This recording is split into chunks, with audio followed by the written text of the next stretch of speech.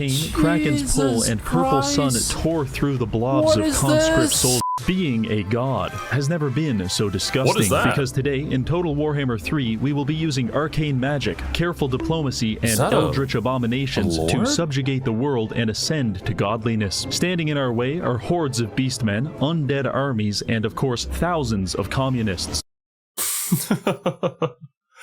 Also, is that you, Seth? The voice is a little bit different, but the delivery is very uncanny. For every one of these enemies we conquer, our commander grows in size and strength until he becomes a literal god. Can we spread our cult across the world, or will every endgame crisis on max difficulty stop us in our tracks? There's only one way to find out. We start our campaign at the Monument of the Moon and are immediately presented with a difficult decision. Do we want to develop caste-based slavery or experiment with blood sacrifices? I won't lie, my psychosexual need to dominate the poor is very strong, but my compulsion to draw with their blood is even stronger. After that, I began examining our military. We're equipped with several swamp monsters, a goblin shaman that looks suspiciously like a Gilbert Gottfried, and our commander, a giant octopus named Kroll. I try not to look at him too much because those tentacles make me act up. Right now, he's just a big fat idiot that gets bullied by enemy archers. But for every capital city we capture, we can construct a Temple of Kroll, which increases his weapon damage, armor, and mass by 5%. Our goal? Construct 20 temples so that we can ascend from trifling god to divine entity. First, we have to kill our neighbors. This was when I understood just how large Kroll was, because he looks like this on the auto result. You can't. Is the model for the enemy army just clipped inside of Kroll? Like, what is that?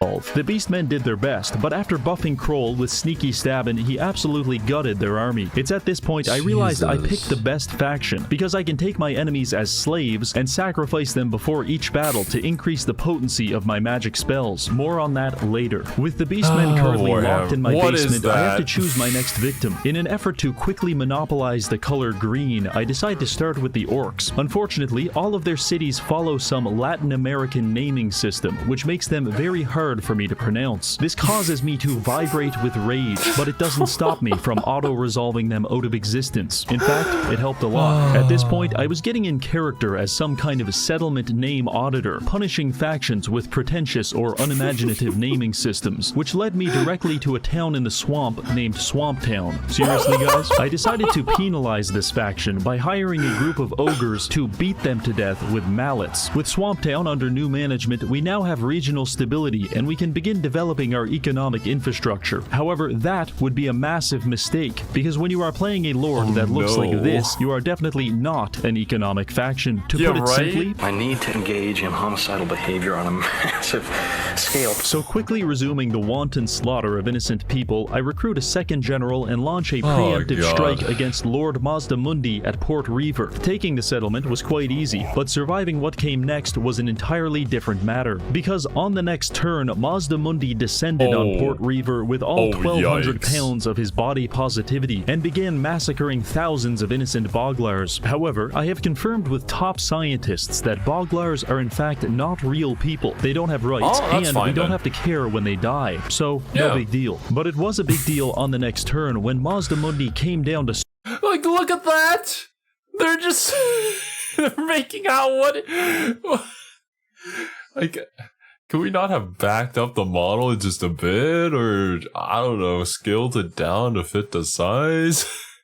It is incredibly hilarious, though. Swamp Town and kicked the shit out of me. Suffering this many defeats so early in the campaign made me seriously consider ending it all. However, I quickly realized that my hatred for the lizards is marginally greater than my hatred for myself, and so I fought on. If you're ever in this situation, I'll tell you exactly how to win. Simply challenge your enemy to a rematch, sacrifice 400 innocent people to supercharge your spells, then spend the entire battle abusing Spirit Leech to kill all of their commanders. Don't tell anyone you did that shit, though. though. They'll make fun of you and call you gay. Trust me, I'm speaking from experience. Anyway, this marked a turning point in the war, because, simply put, everyone on the other side was dead. By the time we got to their capital city, they did have an army, but we quickly drowned them in a sea of Boglar corpses. And I guess we also literally drowned them with these tidal waves. With the lizards now relegated to the fossil record, we have to plan our next move. I looked to the south and found opium farmers, and in the north, manic sex criminals. I don't know if you've ever met a dark elf, but canonically, they smell like cigarettes and boiled piss, so I try to avoid them at all costs. I started the war against Cathay by ambushing them at the floating pyramid and capturing several of their cities. They sent their finest dumpling salesmen to stop me, but failed every time. Probably because I just unlocked this new artillery unit and it fires literal laser beams. It's a giant eye that shoots lasers, hell yeah! Well, I mean, the Tomb Kings also have their giant skeleton that shoots lasers, so I guess it's fair.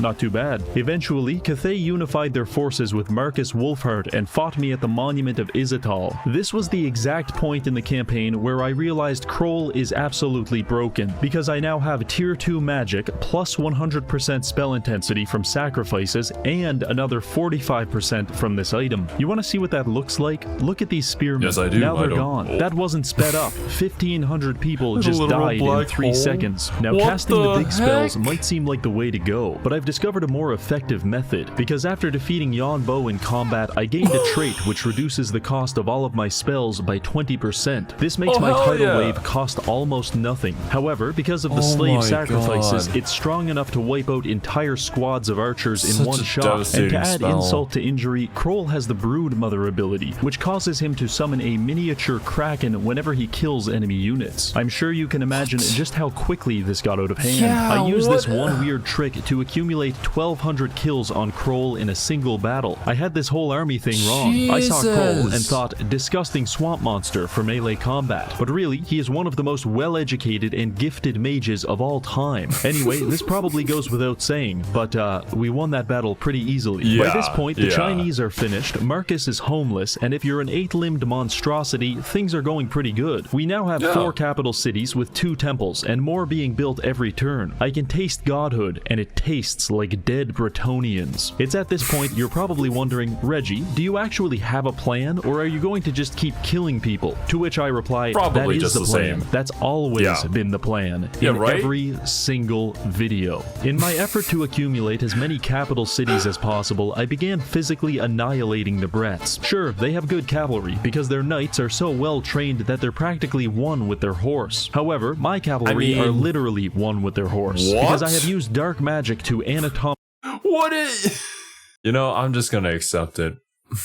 It's by far not like the weirdest thing in Warhammer. Fuse them together. Imagine this, you're a French peasant. The only things you know are be stinky and die from shitting yourself. Then imagine seeing these ungodly abominations cresting the hill. It's fair to say that you are unprepared for what's about to happen, as was Alberic. In fact, at one point, I ended my turn in march stance beside 2 full Bretonian stacks. Wait, okay, so in march stance, you're kind of at a disadvantage, so you would likely lose any battle, because your troops are tired, right? Because I fundamentally do not respect them. All in all, we had their entire empire wiped out within 10 turns. And it was at this point I realized Yon Bo is actually still alive. I just stole all of his territory, and since then, he's been camping outside my settlements, like a harmless vagrant who steals my recyclables just to survive. After 10 turns of this, he worked up the courage to bonsai charge a nearby settlement. You only have 54 health on your troops, and you have half health yourself. What? Yeah, I guess it's you gotta go out with a bang, I suppose. By himself. What an asshole. Anyway, I gotta say, he really went for it. It's almost like he didn't have a choice. Nice try, Maybe he was drafted, or even enlisted, the sponsor of today's video. Enlisted is a first-person shooter that offers a mixture of PvP and PvE combat. Lead a squad of customizable AI soldiers and participate in massive battles with other players. Enjoy multiple weapons, vehicles, and campaigns ranging from the invasion of Normandy to the Battle of Moscow. The combat is very realistic. For example, I can obliterate your ribcage with a shotgun without having to worry about you surviving. Speaking of realism, the graphics are so good I can practically taste the exhaust coming out of this tank. My personal favorite feature is the NI-05 impact mine. It looks like an anti-tank mine at the end of a short stick, because it is, but that's not going to stop me from running across an open field and plunging it into the side of a tank before being atomized in the subsequent explosion. Follow the link below to play Enlisted for free on Xbox, PC, and PlayStation. Now back to the video. While this was happening, we were having some issues with a tribe of lizard men led by Gorok. You see, he's an unhinged sociopath on a suicide mission to make you uninstall the game. I can say that confidently because he absolutely devastated Kroll in a head-to-head battle, and after I tried to finish him off with a second army, he laughed at me, spit in my mouth, and beat me mercilessly. My greatest victory against him came on the third attempt, where I managed to kill everyone in his army before he single-handedly beat all of my remaining soldiers to death. Hell yeah, Gorok. Oh man. That's my lizard man. I genuinely believed I could defeat Gorok. But it turned out I was in fact a soy boy. I was a low-T cuck. I want you to, no, I need you to understand that the only way to kill Gorok is by accepting a Pyrrhic victory auto-resolve. I don't care how much it costs, it's worth it. I did this myself, and with Gorok out of the picture, we quickly... Gorok got done dirty by the auto-resolve. Well, sometimes it swings in your favor, and other times it's absolute BS from what I saw.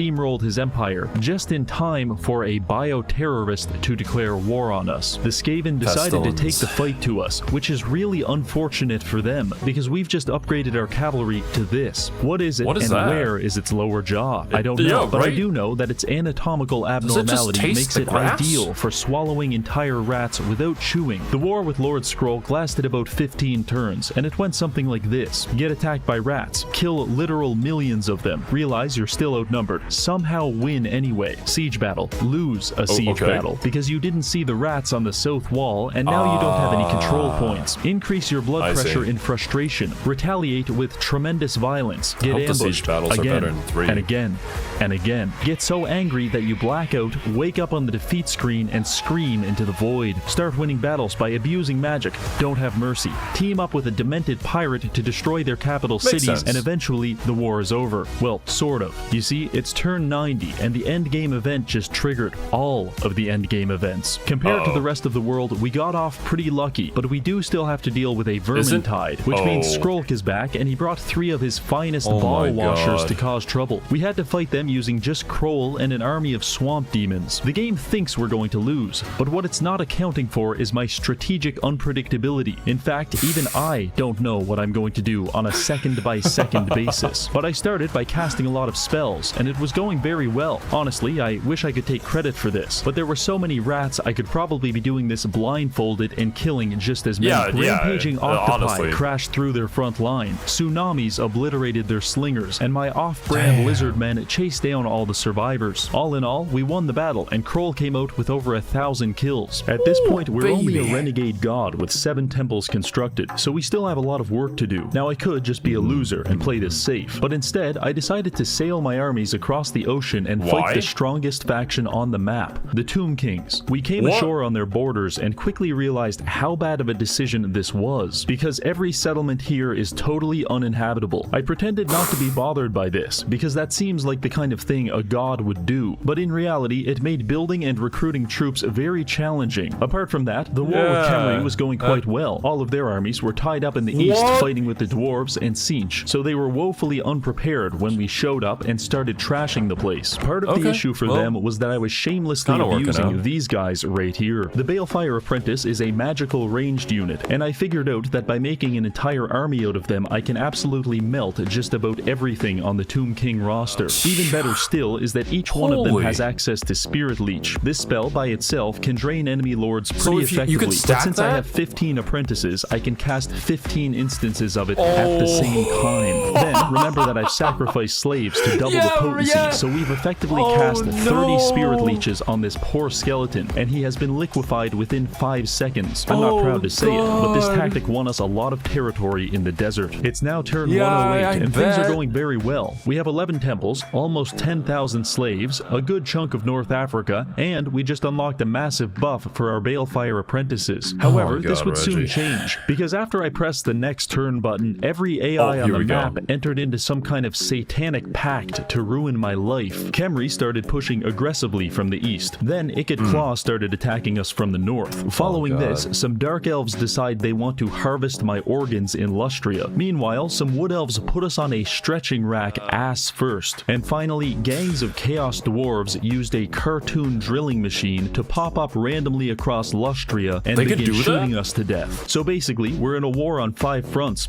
And no, it's not going well. We were losing about 4 battles per turn. In moments like these, all you can do is put on a strong face, because it's not gay to be pounded by 5 men unless you moan. However, the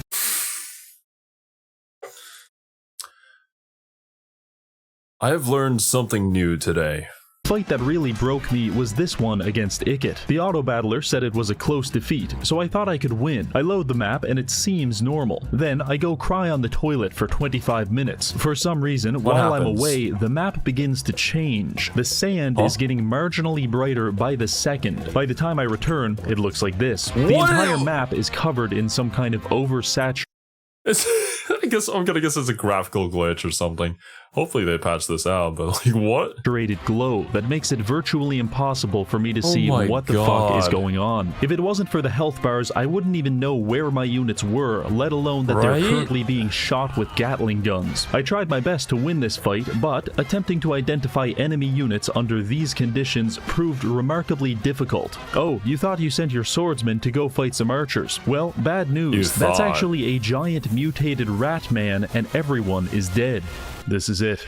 Rock bottom. I knew there was only one way to get out of this, and it's going to cost me a lot of money. We have access to a unit called a Demonomaniac. It's very good at killing, everything. So against the advice of my financial advisor, I went ahead and built a doom stack with 10 of these fine young men. And let me tell you, as far as antidepressants go, this is the best I've ever had. I unlocked 20% ward save for them and spent the next 15 turns on Cloud 9, absolutely obliterating my way through the Tomb King Empire. All of my other armies were dedicated to holding my borders while Kroll systematically disassembled the strongest faction in the game. Don't worry, I didn't kill them. I left them alive just enough to appreciate how gimped their faction has become. With the Tomb Kings in a medically induced coma, our situation is still complicated but a lot more manageable. Naturally, our finances are still stretched thin and the Wood Elves are becoming a big problem. You see, every man has a single thread of insanity woven into the very fabric of their being.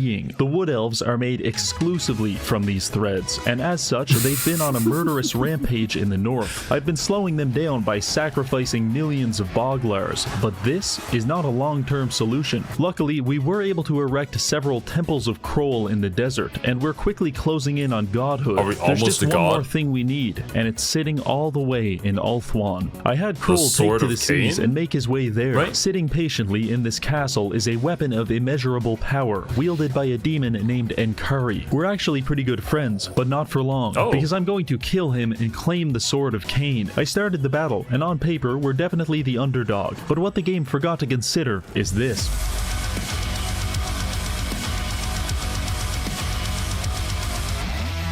Doom music is incredible.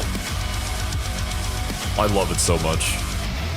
Hordes of sexed-up freaks charged across the field towards us, but my Demonomaniacs were having absolutely none of it. Honestly, it was very enjoyable, and not just because there were thousands of muscular men whipping me, but because I started using this spell. Yeah, that's pretty nasty, even for Slaanesh. Enkari was quite tough, and he was even able to overpower my Demonomaniacs, but as it turns out, he is remarkably susceptible to level 1 magic such as Spirit Leech. We finished up the battle with hardly any damage taken, sacked the settlement, settlement for 19,000 gold and claim the Sword of Cain. This gives Kroll 25 melee attack, 450 armor piercing, 20% ward save, and a vortex ability that just ruins everyone's day. With this weapon, I felt like a new man, like nothing could stop me. So the first thing I did was sail across the ocean and kick the shit out of Ikit Claw before burning his capital city to the ground and fortnight dancing on the ashes. Oh yes, this feels very good. While this was going on, I had some luck in my war against the Dark Elves. Finding them out of position, I was able to take several key settlements and cripple their empire. Their destruction was the final piece to this whole puzzle, because we're at 18 temples, and after capturing their settlements and doing some construction, it pushed us to 20. Level 50 Kroll with the Sword of Cain is now a god of the depths, with 135 armor, the largest mass of any lord in the game, between 1400 and 2500 weapon strength, plenty of regeneration, overpowered spells, and 15,000 health. Considering he also has 90% damage reduction, that means you need to deal about 150,000 damage just to kill him. On paper, we are a god, but it's time to prove it. I brought Kroll back to Lustria and emptied out his army. Everyone else is going north to push back the Wood Elves, but Kroll is going to stuff himself into this drilling machine and travel all the way across the map to finish off the Chaos Dwarves by himself. I came through the portal, and before me were several dwarven armies, a few settlements, and their capital city, Zar Nagrund. This is basically their equivalent of Mecca, and if we can destroy it, well,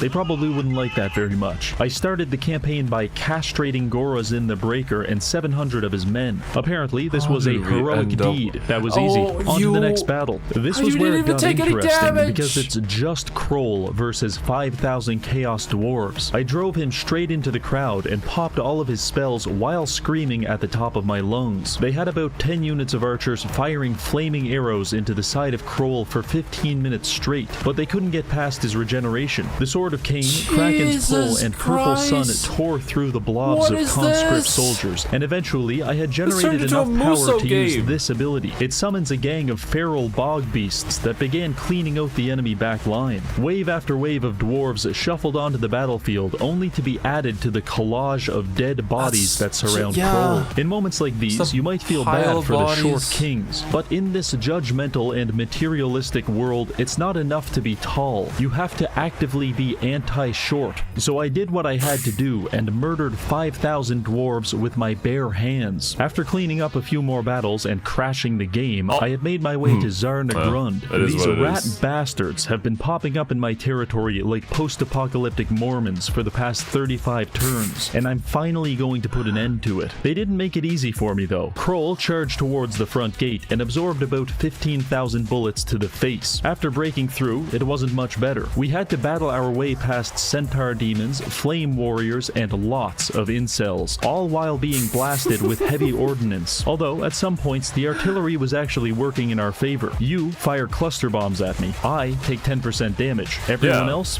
they're dead. Not for nothing, this was the first battle where they actually made me hit the regen cap. So hypothetically, they could have killed me if they had more units. But they didn't. And once I was done smashing them into a dwarf puree, I forced their commanders to land, at which point Kroll smacked them for 50% of their health with each gyration of his grotesque body. After 12 minutes, it was all over, and we had emerged victorious. Friedrich Nietzsche famously proclaimed, "God is dead." But he had syphilis in his brain, so what the fuck does he know? God is alive and well, and he's covered in the blood of short men. Thanks for watching, and I'll see you in the next video. Finally, thank you to Enlisted for sponsoring the video. Changing history so that Japan wins the war is a lot of hard work, and I need your help. Play for free on PC, Xbox, and PlayStation using my link below to get plenty of free stuff. Now that was incredible. But yeah, if you haven't already, go and check out Reggie's content. That was amazing.